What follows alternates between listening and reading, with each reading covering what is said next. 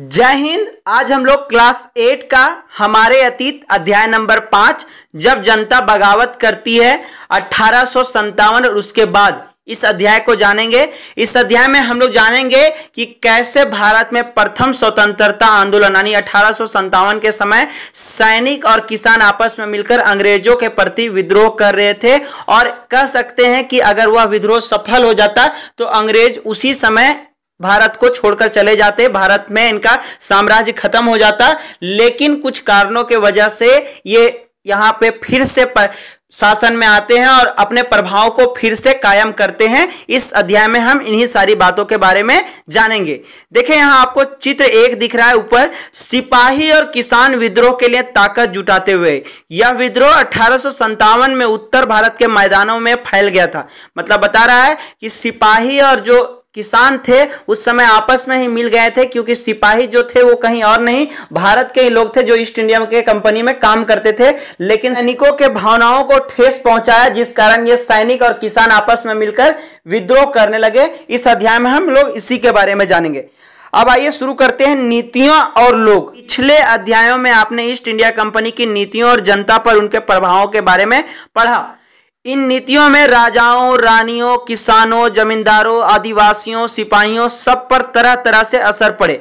लोगों ने अध्याय 2 में देखा था कि कंपनी अपना शासन यहाँ पे नियंत्रित कर चुकी थी और मुगल साम्राज्य को दबाकर अपना अधिकार जमा ली थी। फिर अध्याय 3 में हम लोगों ने जाना कि स्थानीय लोगों पर, ये स्थानीय राजाओं पर कैसे शासन कर रहे थे, उनको अपने नियंत्रण में रख रहे थे। साथ ही यूरोप में जो बढ़ती मांग हो रही थी नील और अफीम की, उसके लिए ये भारी मात्रा में मुनाफा कमा रहे थे। साथ में हम लोगों ने अध्याय 4 में जाना कि किस प्रकार आदिवासियों, जनजातियों के ऊपर इन लोगों ने वन वगैरह पे प्रतिबंध लगा दिया था, जमीनों से कर लेने लगे थे, जंगलों के उत्पादों को उन्हें रखने नहीं दिया जाता था। सब पर तरह तरह से असर पड़े थे। किसान पे कह सकते हैं कि जो उस समय जमींदार वगैरह थे उनसे अधिक मात्रा में कर लेते थे, जिससे जमींदारों को अपना जमीन वगैरह भी दूसरे बड़े जमींदार को बेचना पड़ता था। आदिवासियों के जीवन में जो जंगल से उन लोग उत्पाद वगैरह प्राप्त करता था उन सभी पे कर लगा दिए थे। जंगलों में इन लोगों को आसानी से अब सारा चीज नहीं मिल पाता था। साथ ही सिपाहियों तक को उन लोगों ने मनोबल भावना से ठेस पहुंचाया था। इस तरह की काफी सारी बातें जाना था। आप यह भी देख चुके हैं कि जो नीतियां और कार्रवाइयां जनता के हित में नहीं होती या जो उनके भावनाओं को ठेस पहुंचाती है, उनका लोग किस तरह से विरोध करते हैं। ये पीछे जनजातीय समाज में भी बिरसा मुंडा ने उन लोगों का नेतृत्व किया था और विरोध किया था। फिर स्थानीय शासन व्यवस्था में भी अंग्रेजों के प्रति विरोध हुआ था। मतलब हर जगह जो उन लोगों के भावनाओं को ठेस पहुंचाता था, इसके लिए उन लोग विरोध करता था और विद्रोह का बहुत बड़ा कारण भी बनता था। इन सारे बातों को हम लोग बाकी के क्लास 8 के 1 से 4 अध्याय तक में इन बातों को जाना। आप वहां जाकर हमारे चैनल के पेज पर देख सकते हैं और आई कमेंट में भी हम आपको लिंक दे देंगे, क्लिक करके देख सकते हैं। अब जानते हैं नवाबों की छिनती सत्ता। 18वीं सदी के मध्य में राजाओं और नवाबों की ताकत छीनने लगी थी। हमने जाना था कि मुगल साम्राज्य अब कमजोर पड़ रही थे और मुगल साम्राज्य के जो क्षेत्रीय शासन व्यवस्था के राजा वगैरह थे उन लोगों का भी स्थितियां अंग्रेजों के आ जाने की वजह से कमजोर पड़ रहा था। उनकी सत्ता और सम्मान दोनों खत्म हो जा रहे थे। सत्ता मतलब जिसपे वो राज करते थे, जिसपे शासन करते थे, वो सारा क्षेत्र भी अब उनके हाथों में नहीं था। और साथ ही इनका जो अपना पहले इज्जत था, जो मान प्रतिष्ठा था, वो भी ईस्ट इंडिया कंपनी ने छीन लिया था। कह सकते कि उन लोगों का कोई वैल्यू नहीं रहने दिया था। बहुत सारे दरबारों में रेजिडेंट तैयार किए गए थे। हम लोगों ने जाना था कि कैसे कंपनी अपने कुछ अधिकारियों को उन राजाओं के पास अधिकारी के तौर पर भेजती थी, जिन्हें रेजिडेंट कहा जाता था। और ये रेजिडेंट कंपनी के राजनीतिक और आर्थिक मामलों का ध्यान रखती थी और कंपनी को बढ़ावा देती थी ताकि ये सफलतापूर्वक फले फूले। अब बता रहा है कि स्थानीय शासकों की स्वतंत्रता घटती जा रही थी। मतलब जो स्थानीय शासक अपने जनता पे शासन करते थे उन लोगों के पास पहले बहुत सारे अधिकार थे, लेकिन ईस्ट इंडिया कंपनी आ जाने की वजह से इन लोगों की बहुत सारी आजादी को छीन लिया गया था। उनकी सेनाओं को भंग कर दिया गया था। मतलब वो सेना नहीं रख सकते थे, कंपनी ही सेना देती थी और बदले में उनसे कर वगैरह लेती थी। उनके राजस्व वसूली के अधिकार एवं इलाके एक एक करके छीने जा रहे थे। मतलब ईस्ट इंडिया कंपनी कह सकते हैं कि उन लोगों का शासन वगैरह तो खत्म कर ही दी थी और राजस्व कर, जो इनकम का सोर्स था, वो भी इन्हीं लोग ले लेता था। बहुत सारे स्थानीय शासकों ने अपने हितों के रक्षा के लिए कंपनी के साथ बातचीत भी की। उदाहरण के लिए झांसी की रानी लक्ष्मीबाई चाहती थी कि कंपनी उनके पति की मृत्यु के बाद उनके गोद लिए हुए बेटे को राजा मान ले। पेशवा बाजीराव द्वितीय के दत्तक पुत्र नाना साहब ने भी कंपनी से आग्रह किया कि उनके पिता को जो पेंशन मिलती थी, हमने बताया था कि जब मराठा साम्राज्य खत्म हो गया था तो अंग्रेजों ने बाजीराव पेशवा को पेंशन के तौर पर रख दिया था। आप जाकर अध्याय में देख सकते हैं। वह मृत्यु के बाद उन्हें मिलने गए। अपनी श्रेष्ठता और सैनिक ताकत के नशे में चूर कंपनी ने निवेदनों को ठुकरा दिया। मतलब जो उनका दत्तक पुत्र था, जब इनका मृत्यु हो जाता है बाजीराव पेशवा का, तो अंग्रेजों के पास जाते हैं, बोलते हैं कि हमको वो पेंशन दे मिलना चाहिए जो हमारे पिता को मिलता था। लेकिन कंपनी अपने सत्ता के नशा में, यानी कह सकते हैं कि जो उनके पास साम्राज्य का पावर था, इसके नशा में वो उन लोगों को कंपनी इनके निवेदन जो किए हुए थे ये ठुकरा दिए। आगे जानते हैं कि अवध के रियासत अंग्रेजों के कब्जे में जाने वाली आखिरी रियासतों में से थी। मतलब सबसे अंतिम में अवध भी इन लोगों के क्षेत्र में आ गया था और ये सबसे आखिरी रियासत था जिस पे अंग्रेजों ने अंतिम में कब्जा किया था। 1801 में अवध पर एक सहायक संधि थोपी गई, यानी कह सकते हैं कि इस तरह बहुत सारे अंग्रेज लोग नीति लाता था और संधि वगैरह थोप देता था, बस सारा साम्राज्य उसका अपने कब्जे में कर लेता था और उनके बदले कुछ क्षेत्र उसको दे देता था और उससे कर मांगता था, इस तरह से करता था। 1856 में अंग्रेजों ने उसे अपने कब्जे में ले लिया। गवर्नर जनरल डलहौजी ने ऐलान कर दिया कि रियासत का शासन ठीक से नहीं चलाया जा रहा था, इसलिए शासन को दुरुस्त करने के लिए ब्रिटिश प्रभुत्व जरूरी है। मतलब गवर्नर उस समय डलहौजी था, डलहौजी बोल दिया कि ये अवध के नवाब हैं, ये बढ़िया से शासन व्यवस्था नहीं चला रहे हैं, इसलिए ब्रिटिश इसको अपने कब्जे में नियंत्रित कर लेती है और अब इस पे बढ़िया से शासन व्यवस्था चलाया जाएगा, इस तरह से किया गया था।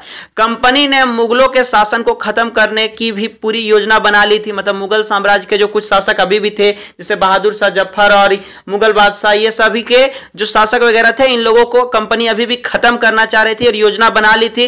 कंपनी द्वारा जारी किए गए सिक्कों पर से मुगल बादशाह का नाम हटा दिया गया। मतलब पहले जो मुगल साम्राज्य के समय में सिक्के जारी होते थे, अब कंपनी ने अपने सिक्के जारी करना शुरू कर दिया था और उस पे जो मुगल साम्राज्य का नाम वगैरह था, फोटो वगैरह था, वो सारा उस सिक्के से हटा दिया गया था। 1849 में गवर्नर जनरल डलहौजी ने ऐलान किया कि बहादुर शाह जफर की मृत्यु के बाद बादशाह के परिवार, यहां बादशाह मुगल बादशाह के बारे में बता रहा है, कि लाल किले से निकालकर उसे दिल्ली में कहीं और बसाया जाएगा। 1856 में गवर्नर जनरल कैनिंग ने फैसला किया कि बहादुर शाह जफर आखिरी मुगल बादशाह होंगे। उनकी मृत्यु के बाद उनके किसी भी वंशज को बादशाह नहीं माना जाएगा, उन्हें केवल राजकुमारों के रूप में मान्यता दी जाएगी। मतलब वे केवल राजकुमार रहेंगे, किसी को और बादशाह नहीं माना जाएगा, कोई राजा नहीं बन सकता है। और लाल किले से भी उनको दूसरे जगह निकाल के दिल्ली के किसी और जगह पे उनके बाकी जो आने वाले कह सकते उत्तराधिकारी, उन लोगों को बाहर रखा जाएगा। लाल किला में अब उन लोगों को नहीं रहने दिया जाएगा। अब हम लोग नया चीज जानते हैं, किसान और सिपाही। गांवों में किसान और जमींदार भारी भरकम लगान और कर के वसूली के सख्त तौर तरीके से परेशान थे। मतलब कह सकते हैं कि उस समय अंग्रेज लोग जमींदारों से बहुत बड़े मात्रा में कर लेता था, जिससे जमींदार लोग किसानों से अधिक मात्रा में कर्ज लेता था। अब ये कर्ज नहीं दे पा रहे थे और दोनों के दोनों परेशान थे, जमींदार भी और किसान भी। किसान अपने खेतों को छोड़कर भाग रहे थे बाहर नौकरी वगैरह करने के लिए, वहीं जमींदार लोग अपना सारा जमीन किसी अगर कर नहीं चुका पाता था तो किसी बड़े जमींदार को बेच देते थे। इस प्रकार से कह सकते हैं कि दोनों परेशान थे और इन लोगों जिनसे कर्ज लेता था कभी कभी, यानी कि महाजनों से, उनके ऊपर भी ये कर्ज नहीं लौटा पाते थे तो उनको जमीन दे देना पड़ता था। बहुत सारे लोग महाजनों से लिया कर्ज नहीं लौटा पा रहे थे, इसके कारण उनकी पीढ़ियों पुरानी जमीन हाथ से निकली जा रही थी। मतलब महाजन लोग रख लेता था क्योंकि पैसे ये नहीं दे पाते थे। कंपनी के तहत काम करने वाले भारतीय सिपाहियों के असंतोष की अपनी वजह थी। वे अपने वेतन, भत्तों और सेवा शर्तों के कारण परेशान थे। कई नए नियम उनके धार्मिक भावनाओं और आस्थाओं को ठेस पहुंचाते थे। मतलब कह सकते हैं उस समय दो मुख्य रूप से धर्म थे, हिंदू धर्म के कुछ सैनिक थे, कुछ इस्लाम धर्म के सैनिक थे और ये दोनों के अंग्रेज लोग इन लोगों के धर्म के प्रति कुछ सोचता नहीं था और इन लोगों को धर्म की वजह से जो ठेस पहुंचता था, इससे ये लोग वहीं कह सकते हैं कि विद्रोह का 1857 में यह भी एक बहुत बड़ा कारण बना था। कई नए नियम उनके धार्मिक भावनाओं और आस्थाओं को ठेस पहुंचाते थे। क्या आप जानते हैं कि उस जमाने में बहुत सारे लोग समुद्र पार नहीं जाना चाहते थे। मतलब उस जमाने में जो यहाँ के खास करके सैनिक थे भारत के, वे समुद्र के पार नहीं जाना चाहते थे। इसका कारण क्या था जानते हैं? उन्हें लगता था कि समुद्र यात्रा से उनका धर्म और जाति भ्रष्ट हो जाएगा। मतलब कह सकते हैं कि इन लोगों का जो धर्म था और जाति था, ये दोनों के प्रति इन लोगों का गहरा भाव था और ये ऐसा लगता था इन लोगों को कि समुद्र के अगर पार जाएंगे तो इनको धर्म या जाति से हाथ धोना पड़ेगा, ये इनके खत्म हो जाएंगे। जब 1824 में सिपाहियों को कंपनी की और से लड़ने के लिए समुद्र के रास्ते बर्मा जाने का आदेश मिला तो उन्होंने इस हुक्म को मानने से इनकार कर दिया। मतलब 1824 में कह रहा है कि सिपाहियों को कंपनी ने बर्मा जाने कहा। बर्मा एक देश है जहां युद्ध हो रहा था 1824 में, तो ये कहते हैं कि ये सैनिक लोग समुद्र के रास्ते वहां जाने से मना कर दिया, बोले कि हम नहीं जाएंगे। उन्होंने इस हुक्म को मानने से इनकार कर दिया। उन्हें जमीन के रास्ते से जाने में ऐतराज नहीं था, मतलब वे जमीन के रास्ते जा सकते थे लेकिन समुद्री रास्ते से नहीं जाना चाहते थे। सरकार का हुक्म ना मानने के कारण उन्हें सख्त सजा दी गई, क्योंकि यह मुद्दा अभी खत्म नहीं हुआ था। इसलिए 1856 में कंपनी को एक नया कानून बनाना पड़ा। इस कानून में साफ कहा गया था कि अगर कोई व्यक्ति कंपनी की सेना में नौकरी करेगा तो जरूरत पड़ने पर उसे समुद्र पार भी जाना पड़ सकता है।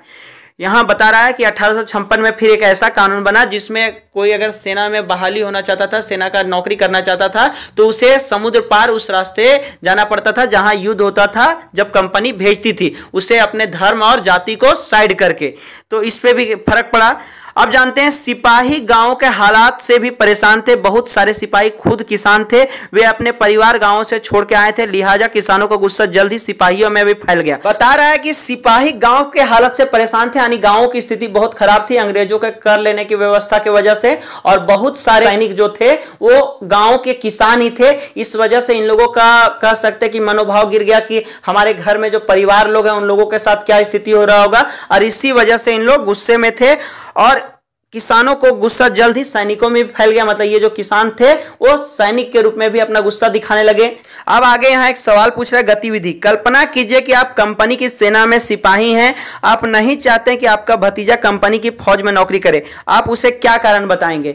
तो इसमें बहुत सारे कारण हो सकते हैं, लेकिन मुख्य रूप से यही एक कारण होगा क्योंकि उस समय जमींदारों से कर ज्यादा लिया जाता था, जिससे किसानों को कर बढ़ जाता था और किसान उतना कर नहीं चुका पाते थे, जिसकी वजह से खेती बाड़ी को इन्हें छोड़ना पड़ता था। जो पुश्तैनी जमीन थी लोगों को बहुत सारी चीजों पे पाबंदी लगा दिए थे। इन सारे बातों से कह सकते हैं कि अपने भतीजे को मनाया जा सकता है, कहा जा सकता है कि तुम सैनिक में इस तरह की मत रहो, उसकी शासन व्यवस्था को मत देखो।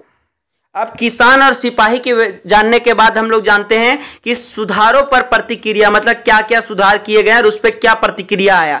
अंग्रेजों को लगता था कि भारतीय समाज को सुधारना जरूरी है।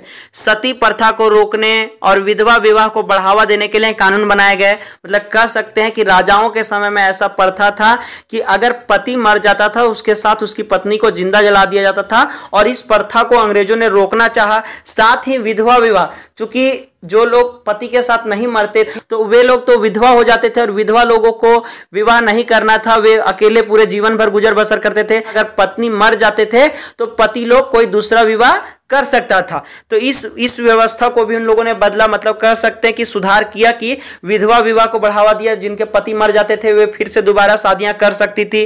अंग्रेजी भाषा की शिक्षा को जमकर प्रोत्साहन किया गया।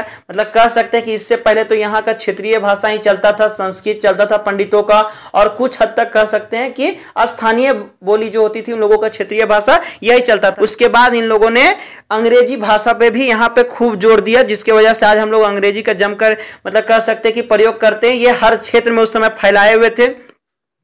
अंग्रेजी भाषा का जमकर प्रोत्साहन दिया गया। 1830 के बाद कंपनी ने ईसाई मिशनरियों को खुलकर काम करने और यहां तक कि जमीन व संपत्ति जुटाने की भी छूट दे दी।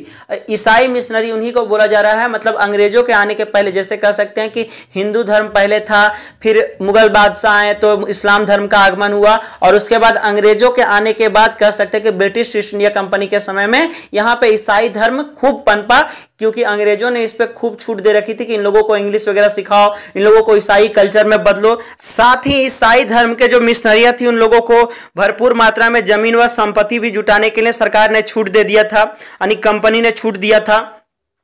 1850 में एक नया कानून बनाया गया जिसमें ईसाई धर्म को अपनाना और आसान हो गया। मतलब ईसाई धर्म को कोई आसानी से अपना सकता था, ऐसा एक कानून 1850 में बना। इस कानून में प्रावधान किया गया कि अगर कोई भारतीय व्यक्ति ईसाई धर्म अपनाता है तो भी पुरखों की संपत्ति पर उसका अधिकार पहले जैसा ही रहेगा। मतलब कह सकते हैं कि जो संपत्ति उन लोगों का पुरखों का होता था, उनके कुल का होता था, वे सारे पे उसका अधिकार उसी तरह रहेगा अगर वो ईसाई धर्म अपनाता है। नहीं तो अंग्रेज लोग या कंपनी के सेक्टर में ये सारा संपत्ति चला जाएगा। बहुत सारे भारतीयों को यकीन हो गया था कि अंग्रेज उनका धर्म, उनके सामाजिक रीति रिवाज और परंपरागत जीवन शैली को नष्ट कर रहे हैं। मतलब कह सकते हैं कि उस समय जो पढ़े लिखे या समझदार थे तो उन लोगों को समझ में आने लगा था कि अंग्रेज लोग अब उनका धर्म, उनका सामाजिक रीति रिवाज मतलब कैसे उस समय पूजा पाठ होता था, कैसे धर्म वगैरह के प्रति लोग अपना पहनावा रखते थे, खान पान रखते थे, इन सारे चीजों में अब ये बदलाव करना चाहते थे। कह सकते हैं कि उन लोगों का शादी, ये वो हर चीज में यानी जीने खाने से लेकर दैनिक दिनचर्या के जितने भी होते थे सब चीजों में ये बदलाव कर रहे थे। ऐसा बहुत लोगों को विश्वास हो गया था। मतलब कह सकते हैं कि परंपरागत जीवन शैली भी ये नष्ट करने के तौर पे थे। अब जानते हैं दूसरी तरफ ऐसे भारतीय भी थे जो मौजूदा सामाजिक व्यवस्था में बदलाव चाहते थे। मतलब कुछ भारतीय ऐसे भी थे जो चाहते थे कि सभ्यता चल रहा था, संस्कृति चल रहा था, उसमें बदलाव भी चाह रहे थे। इन सुधारकों और उनके सुधार आंदोलनों के बारे में आप अध्याय 7 में पढ़ेंगे। देखिए यहां ऊपर एक चित्र दे रहा है। चित्र 2, उत्तर भारत के बाजारों में सिपाही खबरें और अफवाहें फैलाते हुए। मतलब उत्तर भारत के बाजार में एक सिपाही है, वो खबर फैला रहा है अफवाह के रूप में, वही बताया गया। अब इधर जानते हैं जनता के नजर से उस जमाने में लोग अंग्रेज शासन के बारे में क्या सोचे थे, इसका जायजा लेने के लिए आप स्रोत 1 और 2 को पढ़ें। मतलब यहाँ पे 2 जानकारियां दे रहा है, 2 स्रोत दे रहा है, जिससे उस समय अंग्रेजों के प्रति लोगों का कैसा नजरिया था, इन दोनों बातों को पढ़ के आपको समझ में आ जाएगा। देखिए पढ़ते हैं। 84 नियमों की सूची स्रोत 1 में बता रहा है कि यहां महाराष्ट्र के एक गांव में रहने वाले ब्राह्मण विष्णु भट्ट गोडसे द्वारा लिखित पुस्तक माझा प्रवास के कुछ अंश दिए गए। मतलब महाराष्ट्र के एक गांव में ब्राह्मण रहते थे जिनका नाम विष्णु भट्ट गोडसे था, उनके द्वारा एक किताब लिखा गया था और उसी के यहाँ पे कुछ अंश दे रहा था। विष्णु भट्ट और उनके चाचा मथुरा में आयोजित किए जा रहे एक यज्ञ में भाग लेने के लिए निकले थे। मथुरा वही श्री कृष्ण का जन्म स्थान की बात कर रहा है। विष्णु भट्ट लिखते हैं कि रास्ते में उनकी मुलाकात कुछ सिपाहियों से हुई जिन्होंने उन्हें सलाह दी कि वे वापस लौट जाएं क्योंकि 3 दिन के भीतर चारों तरफ कोहराम मच जाएगा। सिपाहियों ने जो कहा वह इस प्रकार था। अंग्रेज सरकार हिंदुओं और मुसलमानों के धर्म को नष्ट करने पर आमादा है। मतलब अंग्रेजी सरकार चाहती है कि हिंदू और मुस्लिम दोनों का धर्म नष्ट हो जाए और ईसाई कल्चर यहाँ पे अपनाया जाए, ऐसा सिपाही ने कहा। उन्होंने 84 नियमों की एक सूची बनाई है और कलकत्ता में सारे राजाओं और राजकुमारों की मौजूदगी में उसका ऐलान कर दिया है। उन्होंने सिपाहियों ने यानी उन्होंने का मतलब यहाँ सिपाहियों के बारे में बता रहा है कि राजा इन नियमों को मानने के लिए तैयार नहीं थे। मतलब कुछ अंग्रेज लोग ये जो 84 नियम बनाया था, ये बहुत सारे राजा राजकुमार और साथ में रानियों को बुलाकर ये प्रस्तावना दिया उन लोगों को कि ये 84 नियम अब मानना है। तो बहुत सारे राजा लोग इस नियम को नहीं मान रहे थे। साथ ही राजाओं और ने कहा कि उन्होंने अंग्रेजों को घातक परिणामों की चेतावनी दी कि इससे बहुत बड़ा खतरा हो सकता है। राजाओं ने कहा है कि अगर ये नियम लागू किए गए तो भारी उथल पुथल मच जाएगी कि राजा भारी गुस्से में अपनी राजधानियों की लौट गए। मतलब इतना कहकर उन लोग अपने अपने राजधानी लौट गया। तमाम बड़े लोग योजनाएं बना रहे हैं। धर्म युद्ध के लिए तारीख तय कर ली गई। धर्म युद्ध मतलब सब अपने अपने धर्म के प्रति एक युद्ध के लिए तैयार है और मेरठ छावनी से एक गुप्त योजना तैयार करके विभिन्न छावनियों में भेज दी गई। कह सकते हैं कि सैनिक स्थली का जो क्षेत्र होता था उसे छावनी कहा जाता था। यहाँ पे एक योजना बन रहा है और ये योजना फिर अन्य अन्य छावनियों में भेज दिया जाएगा जहां से विद्रोह फैलाया जाएगा। अब दूसरा जानकारी दे रहा है स्रोत 2, जल्द ही हर टुकड़ी में उत्तेजना छा गई।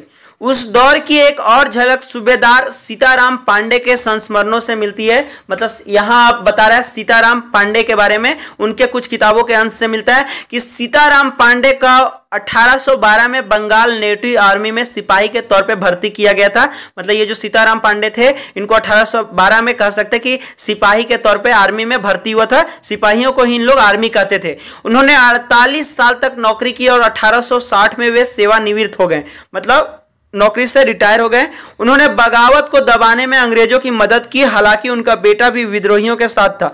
मतलब जो बगावत हो रहा था 1857 का क्रांति, उसमें वो अंग्रेजों के साथ थे और क्रांति को रोकने में सहायक हुए थे। लेकिन इनका जो बेटा था वो विद्रोहियों के साथ था। मतलब वो बगावत करना चाहता था, जिसके कारण देखिए क्या होता है, विद्रोहियों के साथ था और अंग्रेजों ने उसे सीताराम की आंखों के सामने ही मार डाला था। अपने सेवानिवृत्ति के बाद उनके कमान अफसर नॉर्गेट ने उन्हें अपने संस्मरण लिखने के लिए प्रेरित किया। मतलब कह सकते हैं कि जब वो सेवानिवृत्त हुए, रिटायर हुए, तो उनका जो एक अफसर था नॉरगेट, वो कहा कि आप अपने बातों को लिखिए। सीताराम ने 1861 में अवधी भाषा में अपने संस्मरण लिखा, जिसका नॉरगेट ने अंग्रेजी में अनुवाद किया। फ्रॉम सिपाही टू सूबेदार, ये अंग्रेजी में बोला गया, हिंदी में बोल सकते हैं सिपाही से सूबेदार तक के नाम से प्रकाशित करवाया गया इस किताब को। सीताराम पांडे के संस्मरणों का एक अंश इस प्रकार था। मेरा मानना है कि अवध पर हर हुए कब्जे से सिपाहियों के भीतर गहरा अविश्वास भर गया था और वे सरकार के खिलाफ साजिशें रचने लगे थे। मतलब ऐसा सीताराम पांडे मानते थे कि जो अंग्रेजों ने किया है अवध पे कब्जा, उससे सिपाहियों के दिल में एक अविश्वास भर गया। कह सकते हैं कि मानसिक रूप से सैनिकों को आहत पहुंचाया गया था।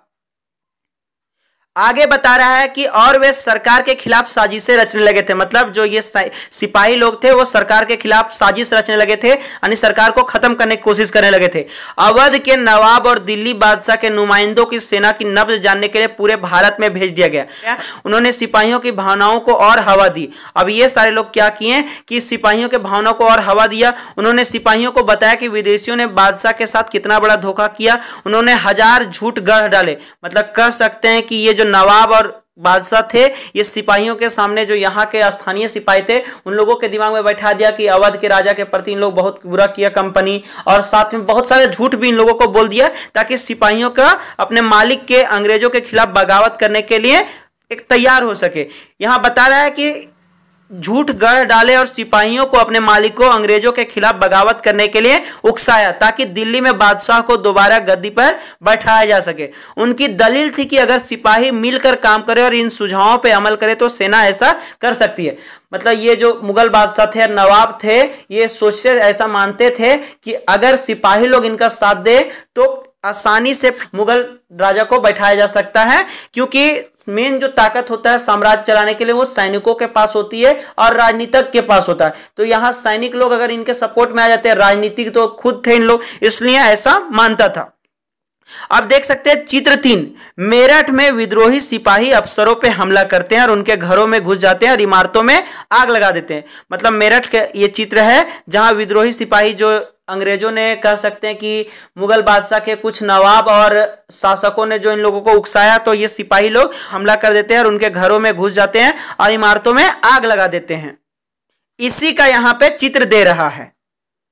स्रोत 2 का शेष, मतलब अभी हम लोगों ने जो स्रोत 2 जाना सीताराम पांडे की बातों को, उसी का कुछ बातें और यहाँ पे उसी में दे रहा है कि जब बादशाह और कह सकते हैं नवाब लोग इन लोगों को, सैनिकों को भड़काया, उसके बाद क्या हुआ। संयोग से इसी सरकार ने हर एक रेजिमेंट के कुछ लोगों को नई राइफल के इस्तेमाल तरीके बताने के लिए अलग अलग छावनियों में भेजा था। मतलब उसी समय ऐसा संयोग भी था कि नया नया राइफल आया था और यहीं के कुछ सैनिकों को अलग अलग छावनियों में भेजा गया था ताकि ये राइफल चलाना सीख सके। इन लोगों ने कुछ समय तक सिपाहियों को प्रशिक्षण दिया, यानी इन लोगों को सिखाया। इसी दौरान ना जाने कहां से यह खबर फैल गई कि इन राइफलों में इस्तेमाल होने वाला कारतूसों पर गाय और सुअर की चर्बी का लेप चढ़ाया गया है। हमारी रेजिमेंट के लोग दूसरे लोगों को लिखकर यह खबर भेजने लगे और जल्दी ही हर एक रेजिमेंट में उत्तेजना का माहौल बन गया। कुछ लोगों ने कहा कि उनकी 40 साल की नौकरी में सरकार ने उनके मजहब को चोट पहुंचाने के लिए कुछ नहीं किया था, लेकिन जैसे ही मैंने पहले ही जिक्र किया कि अवध पे कब्जे के कारण सिपाही पहले ही गुस्से में थे, मतलब अवध पर जो कब्जा हुआ था उससे सिपाही पहले से ही गुस्से में थे। और दूसरा इधर जो गाय और सुअर वाली जो बात आ गई, इससे गाय हिंदू धर्म के लिए और सुअर इस्लाम धर्म के लिए, दोनों के बीच एकदम आक्रोश का भावना उठ गया। सिपाही जो हिंदू और इस्लाम दोनों धर्म के उसमें काम करते थे, उन सिपाहियों के मन में आक्रोश आ गया। स्वार्थी लोगों ने फौरन यह कहानी गढ़ दी, मतलब ऐसा बात बना दिया कि अंग्रेज तो सबको ईसाई बनाना चाहते हैं, इसलिए उन्होंने ऐसे कारतूस तैयार किए हैं ताकि उन्हें इस्तेमाल करने से मुसलमान और हिंदू दोनों ही भ्रष्ट हो जाए। मतलब इस तरह करके कुछ लोगों ने, मतलब कह सकते हैं कि अंग्रेजों का पूरा नैया डोल कर दिया। कर्नल साहब को मानना था कि यह बेचैनी जो उन्हें भी साफ दिखाई दे रही थी, इस बार अपने आप खत्म हो जाएगी और उन्हें मुझे घर चले जाने की हिदायत दी। मतलब ये फिर से घर जाने के लिए इनको हिदायत देते हैं सीताराम पांडे को। अब देखिए यहाँ पे बता रहे कि सीताराम पांडे फ्रॉम सिपाही टू सूबेदार, पृष्ठ संख्या 162-63।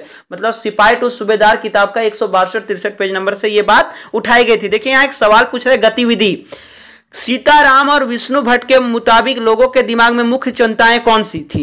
मतलब सीताराम के समय में जो चिंता थी ये कह सकते हैं कि छावनियों में कि गाय और सुअर के चर्बी का बन रहा है, तो इससे सिपाहियों के बीच जन आक्रोश उत्पन्न हो गया था। मानसिक और धार्मिक तौर पे उन लोगों को आहत पहुंच रहा था। साथ ही इधर विष्णु भट्ट के जो समय में था, उस समय जो 84 नियम बने थे उससे उन लोग परेशान था, क्योंकि ये हिंदू मुसलमानी कह सकते हैं कि धार्मिक तौर पे इन लोगों को मुख्य चिंताएं थी और ये उथल पुथल होने का संभावना दिख रहा था। आगे दूसरा सवाल पूछ रहा है कि उनकी रायों में शासकों ने क्या भूमिका निभाई, सिपाही क्या भूमिका निभाते दिखाई दे रहे थे।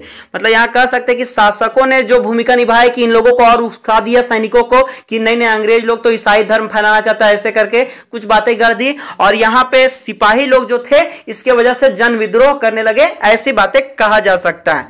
अब देखिए हम लोग जो बताएं कि सैनिक विद्रोह जन विद्रोह बन गया, इसी के बारे में अब जानते हैं कि यद्यपि शासक और प्रजा के बीच संघर्ष कोई अनोखी बात नहीं थी, लेकिन कभी कभी ये संघर्ष इतने फैल जाते हैं कि राज्य की सत्ता छिन भिन हो जाती है।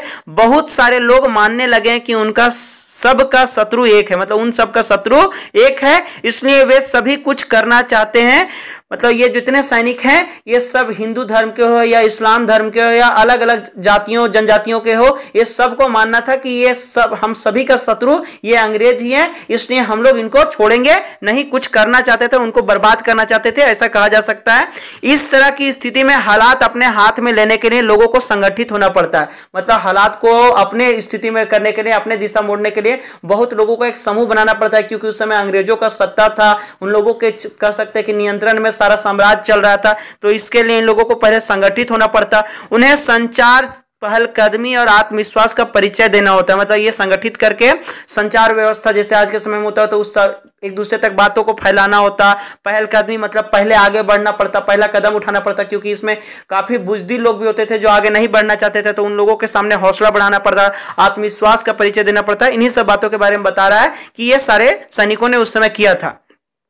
यहां देखिए ऊपर बता रहा है, उसी पे एक सैनिक विद्रोह के बारे में बता रहा है कि जब सिपाही इकट्ठा होकर अपने सैनिक अफसरों का हुक्म मानने से इंकार कर देते तो उसे सैनिक विद्रोह कहा जाता है। यानी कह सकते हैं कि सैनिक लोग अपने हेड का, अफसर का बात नहीं माने तो उसे विद्रोह माना जाता है, यही सैनिक विद्रोह है। अब आगे जानते हैं, भारत के उत्तरी भागों में 1857 में ऐसी ही स्थिति पैदा हो गई थी, मतलब सैनिक लोग विद्रोह करने लगा था। फतह और शासन के 100 साल बाद ईस्ट इंडिया कंपनी को एक भारी विद्रोह से जूझना पड़ा था। यानी कह सकते हैं कि जब प्लासी का युद्ध हुआ था 1757 में, उसके बाद इन लोगों को 1857 यानी कि लगभग 100 सालों के बाद ऐसा विद्रोह से इन लोगों को जूझना पड़ रहा था। अंग्रेजी शासन व्यवस्था बिल्कुल परेशान थी। मई 1857 से शुरू हुई इस बगावत ने भारत में कंपनी की अस्तित्व ही खतरे में डाल दिया था। मतलब जो 1857 में यह बगावत शुरू हुआ, विद्रोह शुरू हुआ, इससे कंपनी का अस्तित्व ही लगभग खत्म हो रहा था। मेरठ से शुरू करके सिपाहियों ने कई जगह बगावत की। समाज के विभिन्न तबकों के असंख्य लोग विद्रोही तेवरों के साथ उठ खड़े हुए थे। मतलब समाज के कह सकते हैं हर तबके के लोग, चाहे बच्चे बूढ़े, अलग धर्म, जाति, संप्रदाय, जनजाति, कह सकते हैं हर तबके के लोग उस समय साथ खड़े हुए थे। कुछ लोग मानते हैं कि 19वीं सदी में उपनिवेशवाद के खिलाफ दुनिया भर से यह सबसे बड़ा सशस्त्र संघर्ष था। मतलब उपनिवेशवाद के बारे में बताए थे कि जो दूसरे क्षेत्र से यहाँ साम्राज्य कर रहे थे, उस अंग्रेजी सरकार के प्रति इन लोगों का यह पहला इस तरह का सशस्त्र संघर्ष था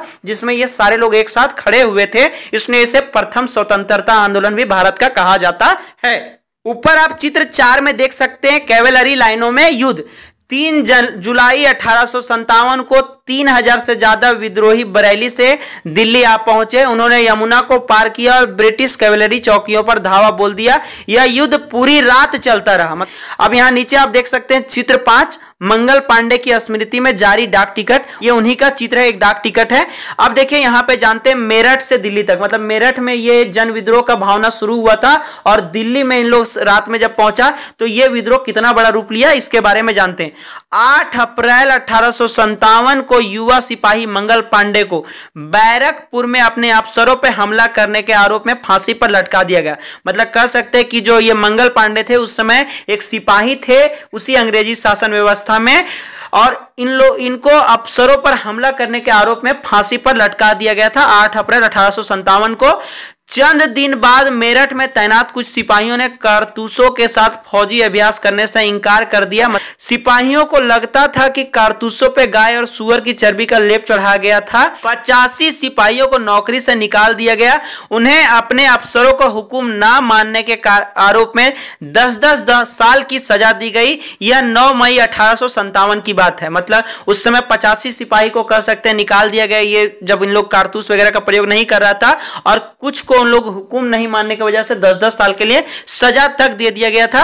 ये आगे जानते हैं। मेरठ में तैनात दूसरे भारतीय सिपाहियों की प्रतिक्रिया बहुत जबरदस्त रही। 10 मई की सिपाहियों ने मेरठ की जेल पर धावा बोलकर वहां बंद सिपाहियों को आजाद करा लिया। मतलब जो ये 10-10 साल के लिए सजा के लिए बंद हुए थे, उन लोगों को ये सिपाही लोग आजाद करा लिया। उन्होंने अंग्रेज अफसरों पर हमला करके उन्हें मार गिराया। साथ ही ये जो सिपाही लोग थे अंग्रेज अफसरों को भी मार दिए जो अधिकारी लोग होते थे, और उन्होंने बंदूक और हथियार कब्जे में ले लिए और अंग्रेजों की इमारतों व संपत्तियों के आग के हवाले कर दिया। उन्होंने फिरंगियों के खिलाफ, देखिए यहां फिरंगी एक शब्द आया है, यह फिरंगी का मतलब होता है विदेशी। इस शब्द में अपमान का भाव आता है। मतलब फिरंगी एक प्रकार से विदेशियों को कहा जाता है, ये फिरंगी बोल के उन्हें अपमानित किया जाता है, और अंग्रेजों को इस समय अपमानित ही किया जा रहा है। तो इसीलिए बता रहे कि उन्होंने फिरंगियों के खिलाफ युद्ध का ऐलान कर दिया। सिपाही पूरे देश में अंग्रेजों के शासन को खत्म करने पर आमादा थे। मतलब सिपाही चाहते थे कि अब अंग्रेज का शासन नहीं रहेगा। ये वही सिपाही थे जो उस समय ब्रिटिश ईस्ट इंडिया के लिए काम करते थे, लेकिन कई सारे कारणों के वजह से, जैसे कह सकते कि पहले जो 84 नियम बने थे उस किताब के अंश में हम लोगों ने देखा था। फिर जाना था कि ये कैसे कारतूसों में जो गाय और सुअर की चर्बी था, इसके वजह से इन लोगों का मानसिक आहत पहुंचा था, इन लोगों को ठेस पहुंचा था भावनाओं पर, जिसके कारण ये पूरे शासन व्यवस्था, अंग्रेजी शासन व्यवस्था को यहां से खत्म करना चाहते थे। लेकिन सवाल यह था कि अंग्रेजों के जाने के बाद देश का शासन कौन चलाएगा। अब सिपाही लोग ऐसा भी सोच रहा था कि अगर अंग्रेज लोग चले जाएंगे तो देश को शासन तो करना पड़ेगा, तो इसको कौन चलाएगा। सिपाहियों ने इसका भी जवाब ढूंढ लिया था। वे मुगल सम्राट बहादुर शाह जफर को देश का शासन सौंपना चाहते थे। मतलब बता रहा है कि जो उसमें मुगल साम्राज्य में अंतिम शासक कह सकते कि बहादुर शाह जफर थे, उनके मुगल साम्राज्य के उत्तराधिकारी थे, उनको ये लोग शासन सौंपना चाहता था कि अब यही शासन चलाएंगे। मेरठ के कुछ सिपाहियों की एक टोली 10 मई की रात को घोड़े पर सवार होकर मुंह को अंधेरे में ही बांधकर दिल्ली पहुंच गई। जैसे ही उनके आने की खबर फैली, दिल्ली में तैनात टुकड़ियों ने भी बगावत कर दी। यहां भी अंग्रेज अफसर मारे गए। देसी सिपाहियों ने हथियार व गोला बारूद कब्जे में ले लिया। जो देसी यहां के सिपाही लोग थे उन लोगों ने गोला वगैरह पे अपना नियंत्रण कर लिया, बारूद वगैरह पे, और इमारतों को आग लगा दी।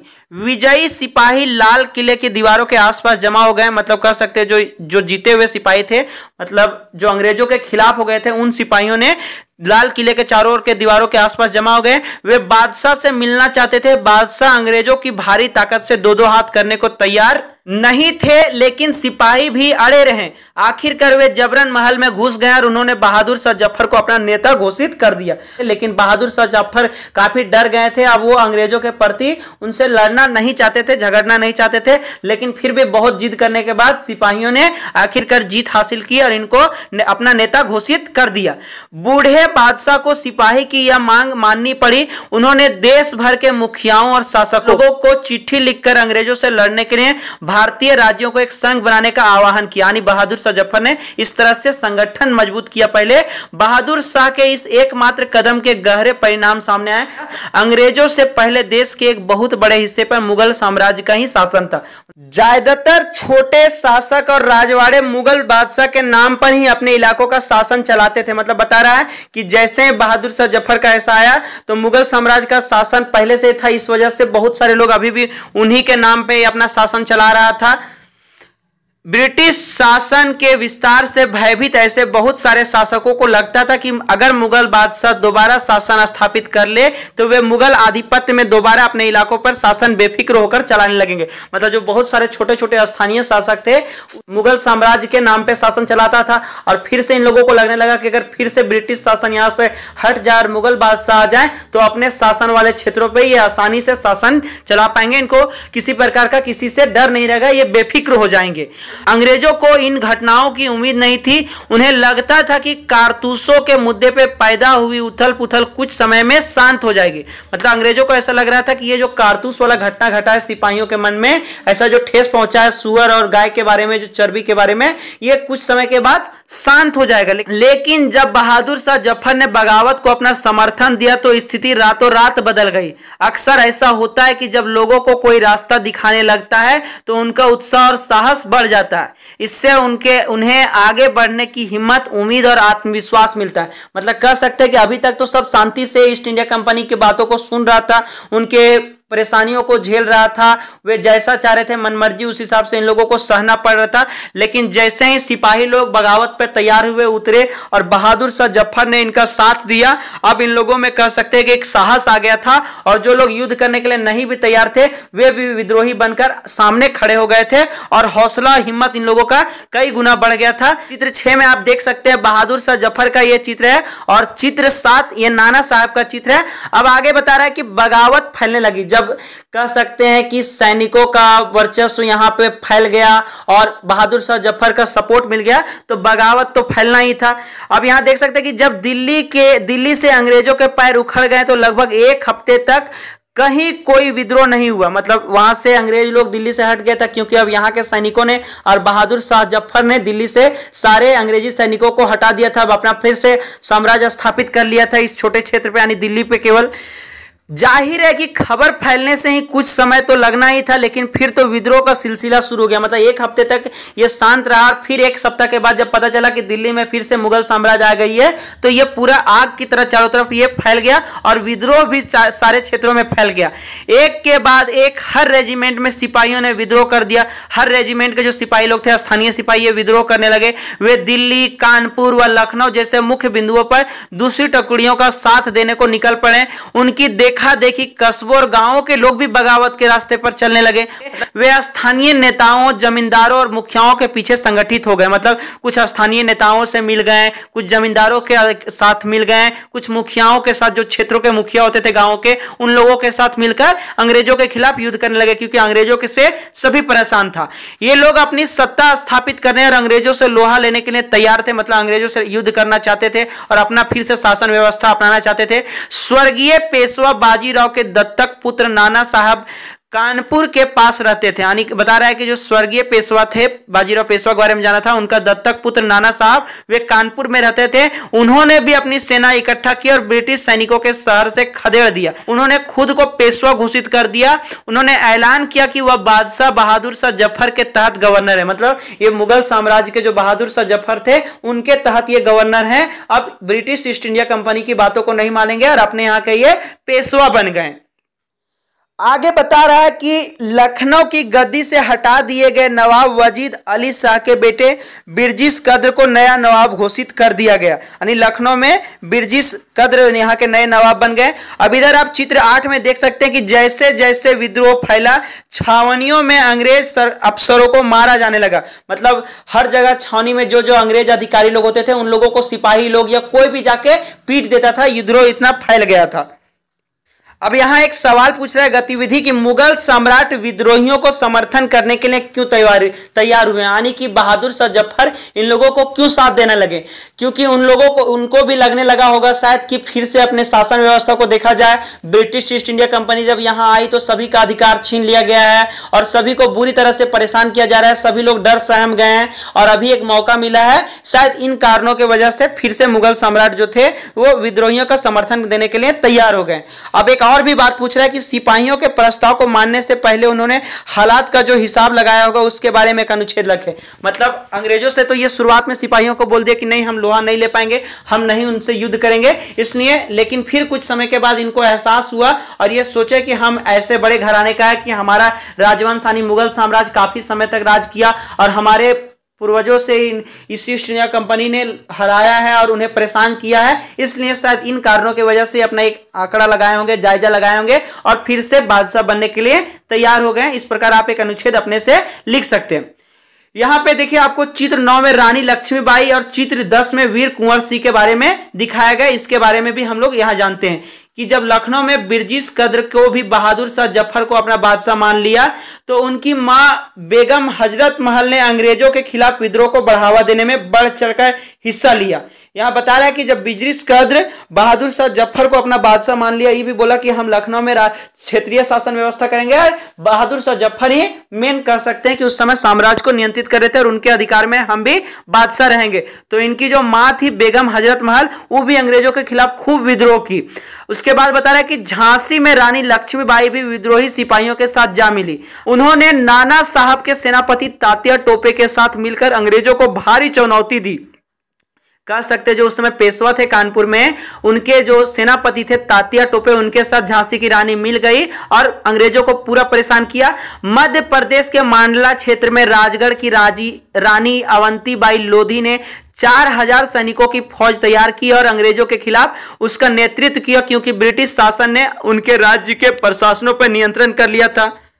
मतलब कह सकते कि विलय नीति आया था, अंग्रेजों ने विलय नीति अपनाई थी, तो उस समय रानी अवंतीबाई का भी साम्राज्य छीन गया था, उनका क्षेत्र छीन गया था, जिसके वजह से अभी वो 4000 सैनिकों का फौज लेकर फिर से अंग्रेजों के खिलाफ लड़ने लगी थी। आगे बता रहा है कि विद्रोही टुकड़ियों के सामने अंग्रेजों की संख्या बहुत कम थी, बहुत सारे मोर्चों पर उनकी जबरदस्त हार हुई। कह सकते हैं कि उस समय हाँ अधिकतर सैनिक तो स्थानीय ही थे और सैनिक इनके कंपनी में थे नहीं, तो जिसके वजह से हर जगह लगभग अधिकतर क्षेत्रों पे कह सकते हैं कि ईस्ट इंडिया कंपनी को हार का ही सामना करना पड़ा और हर क्षेत्र में हो रहा था, तो ये परेशान हो गई थी। इसमें लोगों को यकीन हो गया कि अब अंग्रेजों का शासन खत्म हो चुका है। अब लोगों को विद्रोह में कूद पड़ने का गहरा आत्मविश्वास मिल गया था, सब लोग विद्रोह कर रहा था।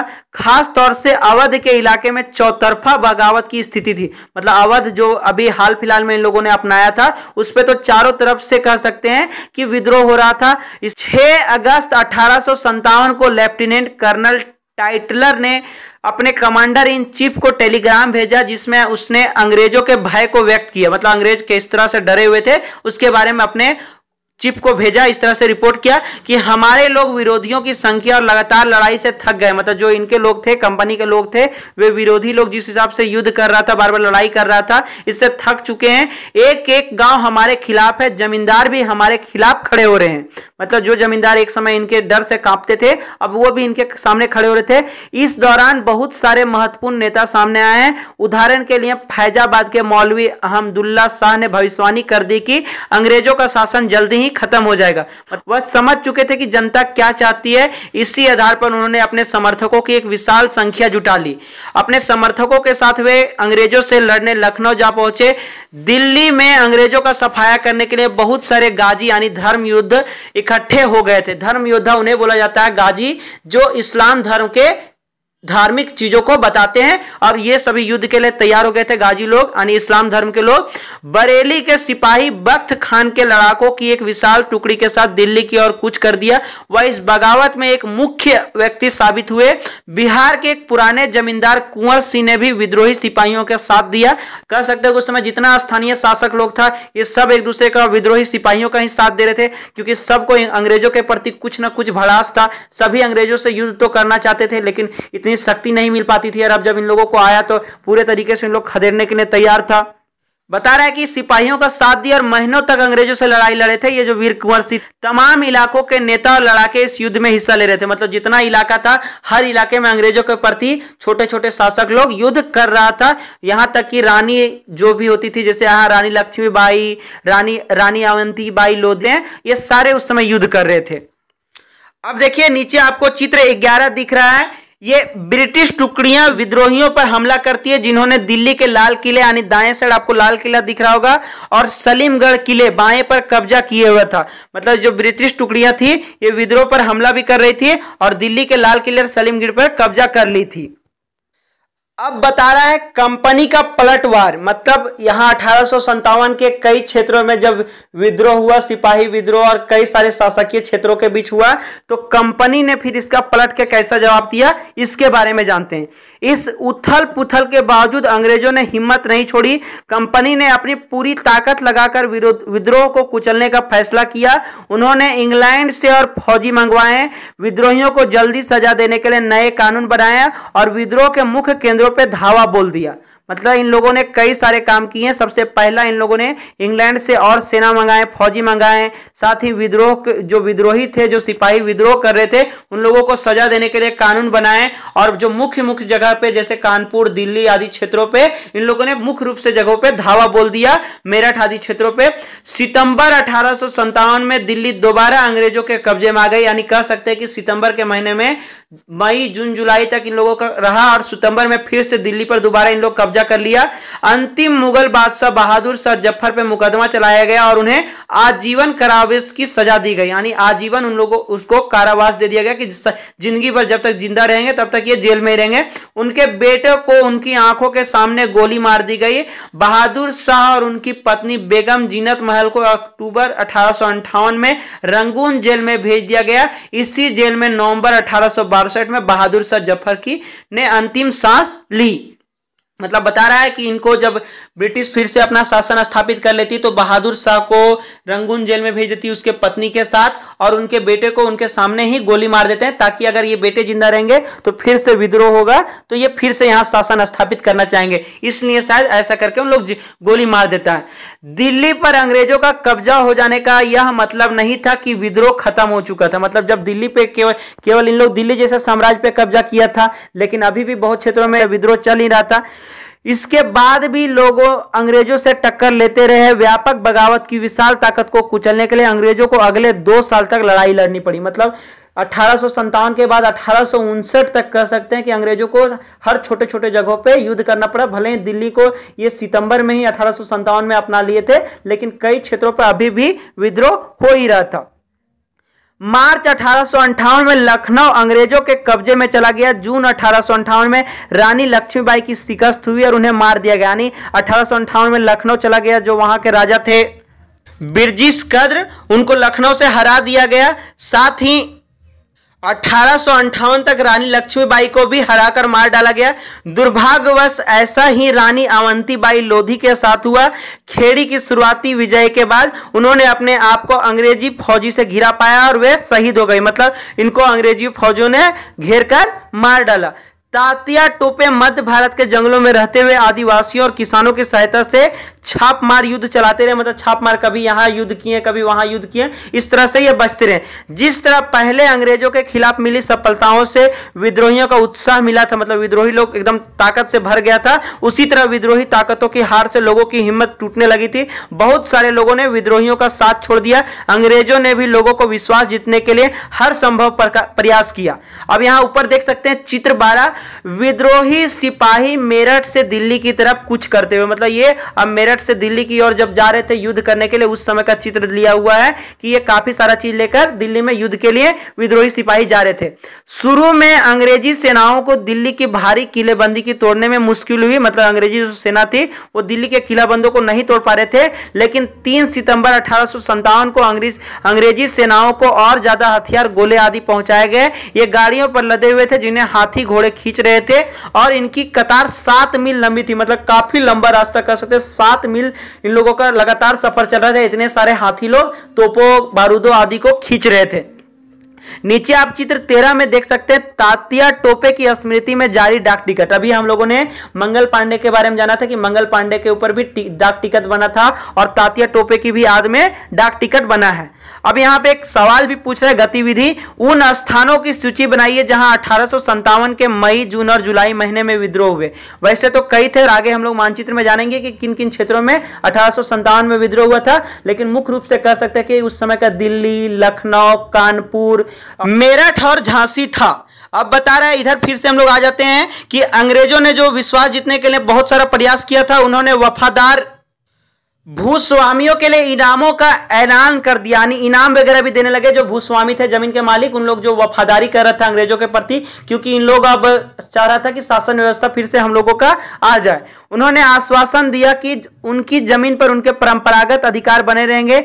जिन्होंने विद्रोह किया था उनसे कहा गया कि अगर वे अंग्रेजों के सामने समर्पण कर देते हैं, मतलब उनके सामने आ जाते हैं, और अगर उन्होंने किसी अंग्रेज की हत्या नहीं की है तो वे सुरक्षित रहेंगे और जमीन पर उनके अधिकार और दावेदारी बनी रहेगी, मतलब उनके पास जमीन वगैरह रहेगा और उसी तरह का दावा पहले जैसे था वैसे बना रहेगा।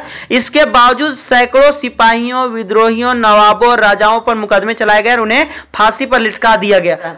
ऊपर आप देख सकते हैं चित्र 14, अंग्रेज टुकड़ियां दिल्ली में घुसने के लिए कश्मीरी गेट के बारूद से उड़ा देती है। मतलब जब दिल्ली में लोग शासन व्यवस्था को फिर से जब विद्रोही सिपाहियों से हटाना चाहता है तो उस समय कश्मीरी गेट को बारूद से उड़ा देते हैं। उसी का चित्र यहां दिया हुआ है। और नीचे आप चित्र 15 में देख सकते हैं कि अंग्रेज टुकड़ियां कानपुर के पास विद्रोह को पकड़ लेती है। ध्यान से देखें कि किस तरह कलाकार ने अंग्रेजी सिपाहियों को बहादुरी से विद्रोहियों पर धावा बोलते हुए दिखाया गया। मतलब ये कलाकारी जो करते थे, चित्रकारी जो करते थे, वे चित्रकार लोग हमेशा ब्रिटिश ईस्ट इंडिया कंपनी का ही गुणगान करते थे, उनके सिपाहियों का ही गुणगान करते थे। और चित्र में भी देखिए कितना गुणगान किया गया कि ये धावा बोल के जीत गए हैं। हम लोग फिर से आते हैं विद्रोह के बाद के साल, मतलब जब विद्रोह हुआ, विद्रोह खत्म हो गया, फिर से ईस्ट इंडिया कंपनी का राज आ गया, तब उसके बाद का साल कैसा रहा। अंग्रेजों ने 1859 के आखिरी तक देश पर दोबारा नियंत्रण पा लिया था, लेकिन अब वे पहले वाली नीतियों के सहारे शासन नहीं चला सकते थे। मतलब जैसे पहले मनमानी करते थे, अपनी सत्ता का भरपूर नशा करते थे, कर सकते हैं कि जो वो चाहते थे वही हर जगह दबा के कर लेते थे, उस तरह से अब ये शासन व्यवस्था नहीं कर पाते, क्योंकि ये सारे शासन की वजह से विद्रोह खड़ा हुआ था। इसलिए अंग्रेजों ने अब अहम बदलाव किया और वे ये निम्नलिखित थे। बहुत पहला जो था वो ब्रिटिश संसद ने 1858 में एक नया कानून पारित किया और ईस्ट इंडिया कंपनी के सारे अधिकार ब्रिटिश साम्राज्य के हाथों में सौंप दिए। मतलब कह सकते हैं जो पहले यहाँ कंपनी शासन व्यवस्था चला रही थी, अब खुद ब्रिटेन यहाँ पे शासन व्यवस्था चलाने लगा। एक नया कानून बना और ये सारा शासन व्यवस्था ब्रिटिश साम्राज्य के हाथों में चली गई, ताकि भारतीय मामलों को ज्यादा बेहतर ढंग से संभाला जा सके। ब्रिटिश मंत्रिमंडल के एक सदस्य को भारत मंत्री के रूप में नियुक्त किया गया, यानी एक सदस्य बनाया गया जो भारत का ही एक मंत्री रहेगा और उस मंत्रिमंडल में ये जाएगा।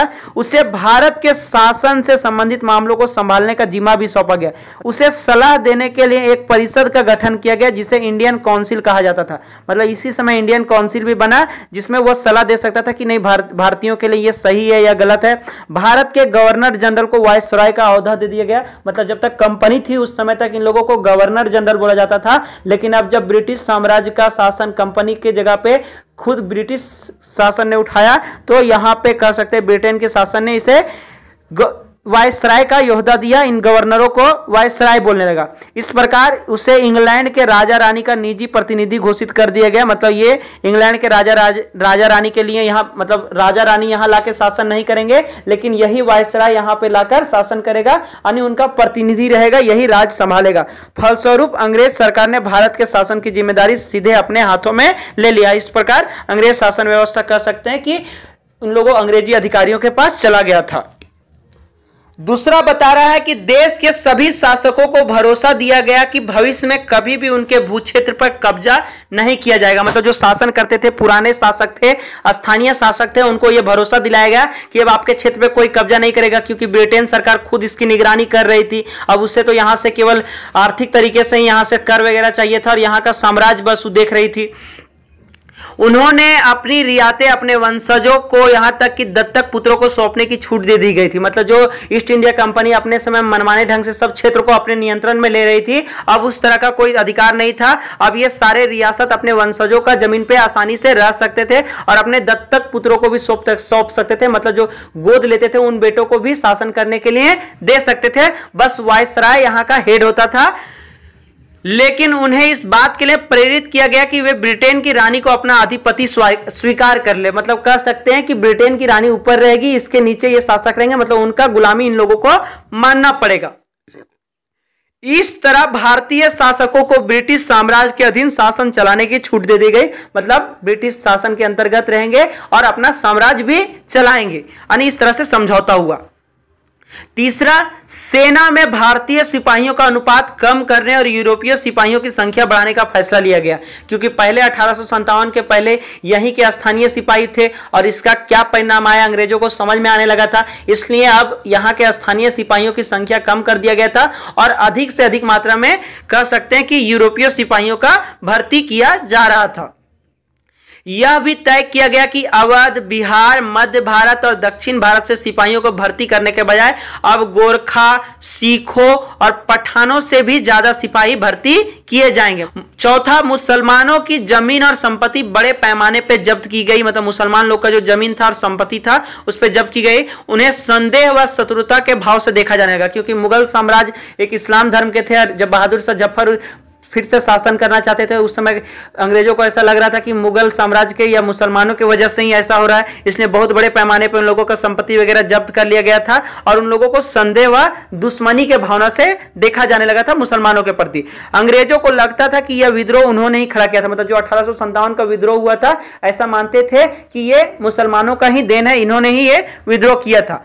पांचवा बता रहा है कि अंग्रेजों ने फैसला किया कि वे भारत के लोगों के धर्म और सामाजिक रीति रिवाजों का सम्मान करेंगे, मतलब अभी तक जो इन लोग धर्म को मना ही नहीं देता था, धर्म का वैल्यू नहीं करता था, अब उस चीज पर इन लोग दोबारा ध्यान रखेगा और उनका सम्मान करेगा। छठा बता रहा है कि भूस्वामी और जमींदारों की रक्षा करने तथा जमीन पर उनके अधिकारों को स्थायित्व देने के लिए नीतियां बनाई गई, मतलब जो जमींदार वगैरह के कभी भी जमीन वगैरह बेच दिया जाता था या अंग्रेज लोग किसी और जमींदार को दे देते थे कर नहीं मिलने की वजह से, ये सारी स्थिति को बदल दिया गया था, इस पर नीति बना हुआ था।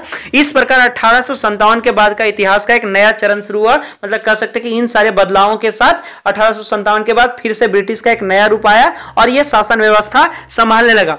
अब आप नीचे चित्र 16 में देख सकते हैं, ये जो चित्र दिख रहा है ये उत्तरी भारत में विद्रोह के कुछ प्रमुख केंद्र थे, मतलब इन जगहों पे ही विद्रोह हुआ था। यहाँ जो लाल लाल कलर से दिख रहा है ये विद्रोह के मुख्य केंद्र थे, मतलब मुख्य रूप से यहीं से विद्रोह फैल रहा था, और बाकी जो काले रंग से दिख रहा है ये विद्रोह के अन्य केंद्र थे जहां मुख्य रूप से केंद्र फैलता था और ये बाद में जाकर इन छोटे छोटे जगहों पर होता था, जैसे मुख्य रूप से दिल्ली, मेरठ, बरेली, लखनऊ, कानपुर, झांसी, फैजाबाद, ये सारे क्षेत्र थे। और इन जगहों से बहुत जगह जैसे नसीरबाद, नौगंगा, नागौर, जौनपुर, प्रतापगढ़, सुल्तानपुर, फतेहगढ़ आदि जगहों पे बाद में ये फैला, यानी विद्रोह फैला। अब हम लोग जानेंगे खुर्दा संग्राम, एक युद्ध हुआ था, एक केस स्टडी उस पे है, इसके बारे में जानते हैं। 1857 की घटना से बहुत पहले उसी प्रकार की एक घटना सन 1817, यानी कह सकते हैं उस समय से 40 साल पहले की बात बता रहा है कि खुर्दा नामक स्थान पर यह घटना घटित हुई थी। हमारे लिए उस घटना का अध्ययन करना यानी पढ़ना, इस बात पे विचार करना भी शिक्षाप्रद होगा कि कैसे अंग्रेजों की औपनिवेशिक नीतियों के खिलाफ 19वीं सदी के शुरुआत से ही देश के विभिन्न हिस्सों में असंतोष निर्मित होने लगा था, मतलब कैसे औपनिवेशिक शक्तियां जो थी, ब्रिटिश साम्राज्य था, उसके प्रति कैसे लोगों में असंतोष की भावना फैली, यह बताएगा। खुर्दा जो कि ओडिशा के दक्षिण पूर्वी भागों में स्थित एक छोटा राज्य था, 19वीं सदी के शुरुआत में 105 गढ़ों, मतलब 105 गढ़ थे जिसमें 60 बड़े और 1109 छोटे गांव सम्मिलित थे। एक जन बहुबल उपजाऊ क्षेत्र था। इसके शासक राजा वीर किशोर देव को 100 अधिकृत 4 परगनाओं को तथा जगन्नाथ मंदिर के संचालन अधिकार समेत 14 गढ़ जातों के प्रशासनिक उत्तरदायित्व को पूर्व में दबाव में आकर मराठाओं को सौंप देना पड़ा था, मतलब पूरब के दबाव में आकर ये मराठाओं को सौंप दिए थे। उनके पुत्र तथा उत्तराधिकारी मुकुंद देव द्वितीय इस दुर्दशा से विचलित थे, अतः अंग्रेजों और मराठों के बीच जारी संघर्ष में अपने लिए एक मौका देखते हुए उन्होंने अपने खोए हुए क्षेत्रों तथा जगन्नाथ मंदिर की देखरेख से संबंधित अधिकारों को पुनः प्राप्ति के हेतु अंग्रेजों के साथ सलाह मशवरा शुरू कर दिया था। मतलब बता रहा है कि जब अंग्रेज और मराठा के बीच युद्ध हुआ था तो उस समय ओडिशा और मराठा का पहले से युद्ध चल रहा था, जिसमें ये चाहते थे कि अंग्रेज लोग इनकी मदद करें, और अंग्रेज लोग अंग्रेजों से जब ये मदद लेने आते हैं, उड़ीसा के जो ये राजा थे वीर किशोर जो थे वो मदद लेने आते हैं, तो 1803 में ओडिशा को अपने कब्जे में लेने के बाद अंग्रेजों ने उन्हें इन दोनों मुद्दों में से किसी पर भी सकारात्मक कार्रवाई करने की दिशा में कोई रुचि नहीं दिखाई, मतलब ये अपने कब्जे में कर लिए और वीर किशोर देव का कोई बात नहीं माने। परिणामतः ओडिशा के दूसरे सामंत राजाओं के साथ मिलकर तथा मराठाओं के गुप्त समर्थन से उन्होंने जबरन अपने अधिकारों को लागू कराने का प्रयास किया। इसकी वजह से उन्हें अपने पद से विस्थापित होना पड़ा तथा अंग्रेजों ने उनके राज्य को अपने में मिला लिया, सांत्वना के रूप में एक नियमित अनुदान के साथ, जो कि उनकी पूर्व भूसंपत्ति के राजस्व का एक दशमांश था। अंग्रेजों ने उन्हें जगन्नाथ मंदिर की देखरेख का दायित्व दिया और उनका निवास पुरी में निश्चित कर दिया। इन अनैतिक व्यवस्था से ओडिशा में दमनकारी विदेशी शासन के ऐसे युग का प्रारंभ हुआ जिसने 1817 में गंभीर सशस्त्र संग्राम का मार्ग प्रशस्त किया। मतलब कह सकते हैं कि अंग्रेज लोग जब ऐसा किया तो ओडिशा का सारा क्षेत्र रख लिया और वीर किशोर को कह सकते हैं कि एक छोटा सा जगन्नाथ मंदिर का देखरेख करने दे दिया और पुरी में इनको रहने के लिए एक जगह फिक्स कर दिया, जिसके वजह से इन लोगों के दिमाग में फिर से संग्राम आनी, युद्ध की भावना उत्पन्न हो गई। खुर्दा को अपने अधीन करने के तुरंत बाद अंग्रेजों ने राजस्व निवृत्त जमीन पर कर लगाने की नीति अपनाई। मतलब जब अपने अधिकार में मिला लिया तो इन जगहों पे फिर से कर लेने के बारे में अंग्रेजों ने सोचने लगा। इसमें राज्य के पूर्व सैनिक वर्ग, जिन्हें पाइक के नाम से जाना जाता था, उनका जीवन बुरी तरह से प्रभावित हुआ। इस नीति की भयावहता राजस्व की मांग से अनुचित वृद्धि और इस संग्राम के दमनकारी तरीकों से भी और बढ़ गई थी। इस कार्यवाही के फलस्वरूप 1805 और 1817 के बीच में खुर्दा से बड़े पैमाने पर लोग जमीन छोड़कर चले गए। मतलब कर नहीं दे पा रहे थे तो जमीन छोड़कर चले गए। फिर भी अंग्रेजों ने अस्थायी बंदोबस्त के तहत राजस्व भुगतान की नीति को चालू रखा, जिससे जमीन की उपजाऊ क्षमता तथा रैयतों की भुगतान की क्षमता की अनदेखी करते हुए हर वर्ष राजस्व की मांगों में वृद्धि की गई। मतलब जमीन में उपजाऊ हो नहीं रहा था और जमींदारों की स्थिति को भी नहीं देखा जा रहा था, लेकिन राजस्व में हर साल वृद्धि करते जा रहा था। यहां तक कि प्राकृतिक आपदाओं के समय में भी कोई उदारता नहीं दिखाई गई। मतलब बता रहा है कि प्राकृतिक आपदा घटता था, जैसे सूखा आ जाता था, बाढ़ वगैरह हो जाता था, तो उस तरह में भी इन लोगों का टैक्स वगैरह पे कोई रोक नहीं पड़ता था। जबकि ओडिशा में ऐसी आपदाएं अक्सर आती रहती है। बता रहा है कि इस तरह की घटनाएं अक्सर प्राकृतिक आपदा होती रहती है उड़ीसा जैसे क्षेत्र में। बाकायदा दारों की जमीन को षड्यंत्रकारी राजस्व अधिकारियों या फिर बंगाल के सट्टेबाजों को बेच दिया गया। मतलब ये जो जमीन थी ये राजस्व अधिकारी या फिर बंगाल के जो सट्टेबाज दलाल लोग होते थे उन लोगों को ये सारा जमीन बेच दिया गया। खुर्दा के विस्थापित राज्य का वंशानुगत सेनानायक जगबंधु विद्याधर महापात्र भरमरवर राय, जिन्हें लोग बक्सी जगबंधु के नाम से जानते, वह ऐसे बेदखल हुए जमींदारों में से एक थे। व्यवहारिक रूप से वे एक भिखारी बन गए। मतलब उनका पूरा साम्राज्य खत्म हो गया था, जमींदारी व्यवस्था चली गई थी, इसलिए वे भिखारी बन गए थे। अपने तथा अपने जैसे जमीन से बेदखल हुए लोगों की ओर से संघर्ष करने का निश्चय करने से पूर्व प्राय 2 साल तक उन्होंने खुर्दा के लोगों को स्वैच्छिक दान से अपना गुजारा किया। मतलब इच्छा से जो दान देते थे उन्हीं से ही अपना गुजारा कर रहे थे। बीते हुए वर्ष के साथ साथ जो तकलीफें इन शिकायतों के साथ जुड़ गई थी वे थी, पहला तकलीफ कि अंग्रेजों द्वारा इस क्षेत्र में चांदी के सिक्कों का प्रचलन, दूसरा इस नई मुद्रा में राजस्व के भुगतान पर जोर देना, मतलब राजस्व कर इन लोग दबा के लेता था, तीसरा खाद्य सामग्री की कीमतों में अभूतपूर्व वृद्धि तथा नमक की आपूर्ति के कमी, जो कि कंपनी के एकाधिकार नीति के चलते लगभग दुर्लभ हो गया था और जिसके कारण ओडिशा के पारंपरिक रूप से नमक बनाने वाले इस काम से वंचित हो गए थे। और चौथा कारण बता रहे कि स्थानीय जमींदारों की कलकत्ता में नीलामी, जिसके कारण मतलब स्थानीय जमींदार लोग कलकत्ता में बेच दे रहा था, जिस कारण ओडिशा में बंगाल के अनुपस्थिति जमींदारों का आगमन हुआ। मतलब ये नए नए बंगाल के जमींदार लोग यहाँ पे आए। इसके अतिरिक्त असंवेदनशील तथा भ्रष्ट पुलिस प्रशासनिक व्यवस्था ने भी स्थिति का और दुष्कर बना दिया। मतलब पुलिस प्रशासनिक व्यवस्था भी इसको बर्बाद कर दिया, जिसके चलते होने वाले सशस्त्र संग्राम ने और भयावह आक्रमण आकार धारण कर लिया। 29 मार्च 1817 को इस संग्राम की शुरुआत तब हो गई जब पाइको आनी के जो सैनिक थे उन लोगों ने बानपुर में स्थित पुलिस चौकी और अन्य सरकारी संस्थानों पर हमला कर दिया और 100 अधिक लोगों की हत्या करने के साथ साथ सरकारी खजानों में से एक बड़ी रकम लेकर चले गए। शीघ्र ही खुर्दा को केंद्र करते हुए इस घटना की लहर अलग अलग दिशाओं में फैल गई। मतलब इस तरह की घटना और भी कई जगहों पे उस समय फैल गया था और यह भी 1857 की तरह कहीं 1817 में क्रांति घटा था खुर्दा में अंग्रेजों के प्रति। उत्साह से भरपूर जमींदार और रैयत पाइकों के साथ मिल गए। मतलब इन लोगों को खुशी हुआ और जमींदार लोग जो पुराने जमींदार यहाँ के थे, रैयत थे जो खेतों के मालिक होते थे, और पाइक यानी सैनिक, ये सब एक साथ मिल गए खुशी से। जो उनके साथ नहीं मिले उन्हें प्रताड़ित किया गया। मतलब जो नहीं मिले उनको प्रताड़ित परेशान किया गया। एक कर मत दो, पहला इन लोगों का कहना था कि कर मत दो का अभियान भी शुरू किया गया। अंग्रेजों ने पाइकों को उनके जमे हुए स्थान से हटाने की कोशिश की परंतु असफल रहे। 14 अप्रैल 1817 को बक्सी जगबंधु ने 5 से 10,000 पाइकवानी सैनिकों को और कंध जनजाति के योद्धाओं की आगावाही कर पुरी को कब्जे में ले लिया, मतलब पूरी क्षेत्र पे फिर से कब्जा कर लिया और मुकुंद देव द्वितीय को उनकी झिझक के बावजूद राजा घोषित कर दिया। मतलब वो राजा नहीं बनना चाहते थे, फिर भी घोषित कर दिया, राजा बना दिया। जगन्नाथ मंदिर के पुजारियों ने भी पाइक को अपना भरपूर समर्थन प्रदान किया, मतलब सैनिकों को समर्थन दिया। स्थिति को हाथ से निकलते हुए देख अंग्रेजों ने मार्शल लॉ लागू कर दिया। जल्दी ही घोषित राजा पकड़े गए और उन्हें उनके पुत्र सहित कटक में कारावास दे दिया गया, यानी जेल में डाल दिया गया। बख्शी ने अपने करीबी सहयोगी कृष्णचंद्र भरमरवर राय के साथ मिलकर कटक और खुर्द के बीच यातायात के सारे माध्यम को काटने का प्रयास किया। इसके साथ साथ संघर्ष ओडिशा के दक्षिण और उत्तर पश्चिमी हिस्सों में फैल गया। परिणाम स्वरूप अंग्रेजों ने मेजर जनरल मार्टिनडल को पाइकों के चंगुल से पूरे क्षेत्र को मुक्त कराने के लिए भेजा तथा बख्शी, जगबंधु और अनेक उनके साथियों को भी पकड़वाने के लिए पुरस्कार की घोषणा की।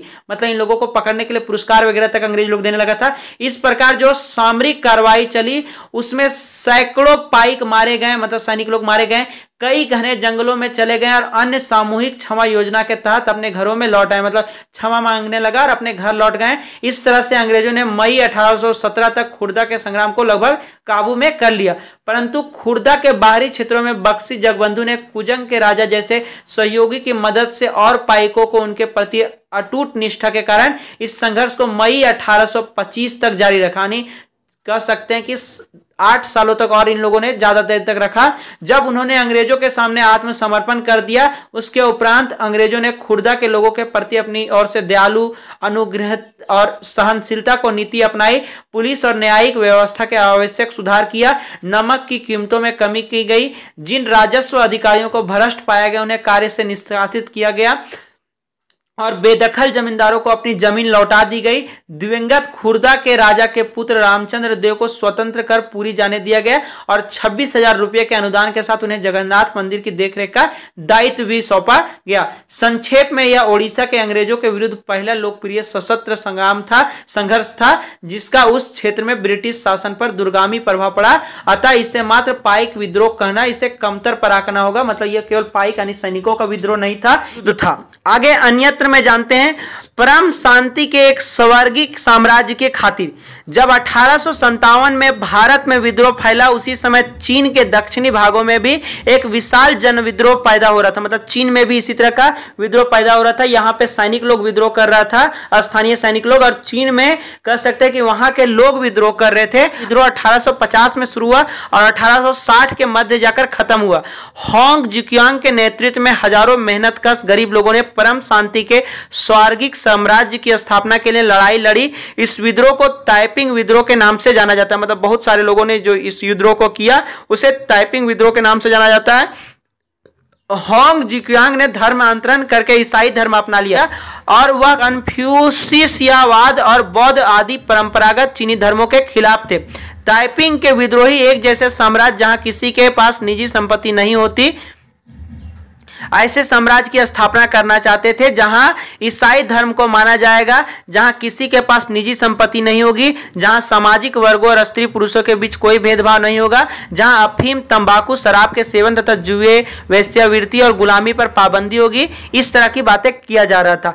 चीन में तैनात अंग्रेज और फ्रांसीसी सेनाओं ने ताइपिंग विद्रोह को दबाने के लिए किंग साम्राज्य के बादशाह की काफी मदद। अब देखिए यहाँ चित्र 17 एक दिखा रहा है कि लखनऊ रेजिडेंसी के खंडहर जून 1857 में विद्रोही टुकड़ियों ने रेजिडेंसी को कब्जे में ले लिया था। मतलब हम लोगों ने जाना था कि कैसे विद्रोही टुकड़ी जो सिपाही लोग होते थे वो हर जगह पे कब्जा कर लिए थे अंग्रेजों, और अंग्रेज अधिकारियों को मार दे रहे थे।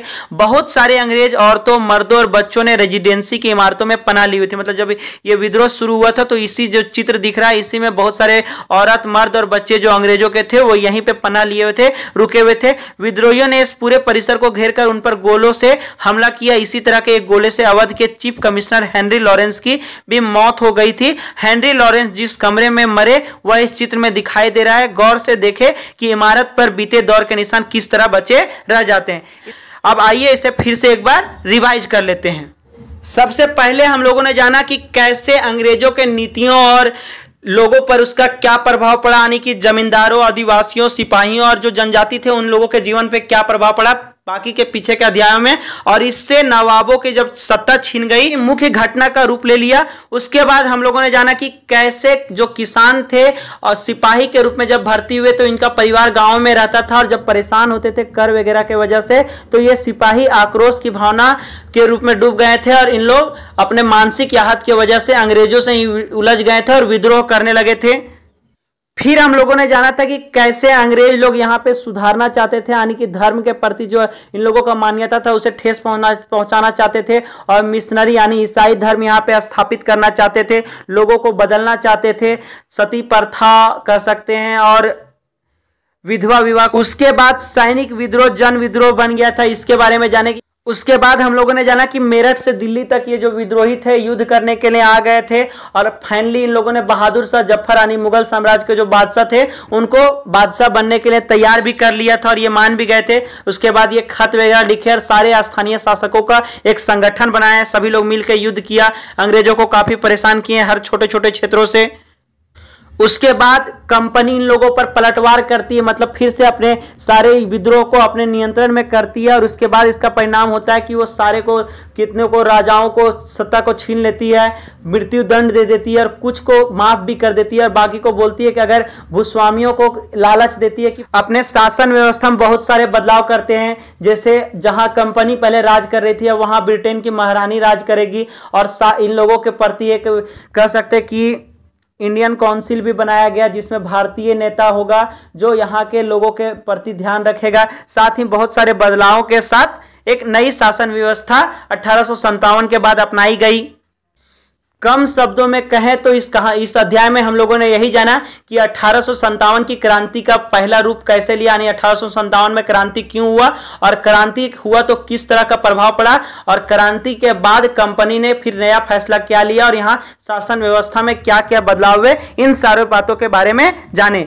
मतलब इस प्रकार हमारा ये अध्याय जब जनता बगावत करती है 1857 ये समाप्त होता है। उम्मीद करते हैं कि आपको ये वीडियो पसंद आया होगा। अगर पसंद आया होगा तो इसी तरह की और नॉलेजफुल जानकारी लेने के लिए या क्लास 8 के और अध्यायों को जानने के लिए हमारे चैनल को सब्सक्राइब कर ले, साथ ही लाइक कर ले, और कुछ नहीं समझ में आया तो कमेंट करें। मिलते हैं नेक्स्ट वीडियो में, तब तक के लिए धन्यवाद। जय हिंद।